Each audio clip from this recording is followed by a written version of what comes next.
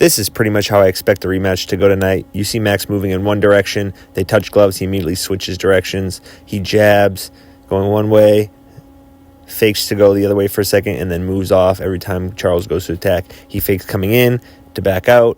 He switches stances, fakes coming in to back out, circles to land a jab or two, backs out when there's an attack, circles with jabs.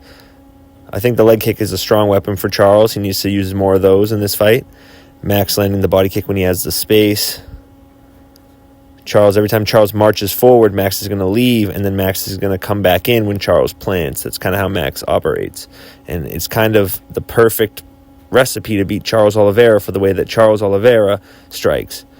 Charles kind of walks straight in. He does cut off the cage well, but not when you're moving this much. And there's not many people at 155 who can move this much, but Max definitely can. I don't remember the last time we saw someone move this much at 155, honestly. You'll see here that Max plants, and then the second Charles wants to commit, Max leaves. And then he circles and kind of hits him in motion, fakes to come in sometimes. That's what Charles needs to do. Charles needs to time him attacking and follow him out and do a better job of doing that multiple times during the fight. And now that he has more power, I think that could help him win this fight. But Max's footwork is the perfect counter to the way Charles kind of tracks down his opponents.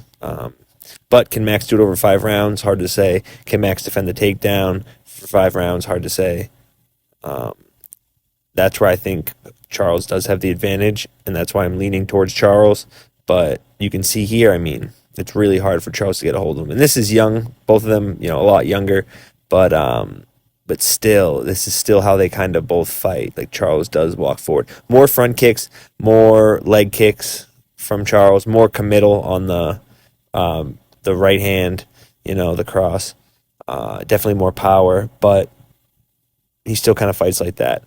If you notice here, when Charles comes in for the takedown, if you see, Max's hips are swiveling away because he's trying to circle out, but then he gets that underhook and wrenches up on the arm. I think that's what causes the injury to that left arm of Charles Oliveira.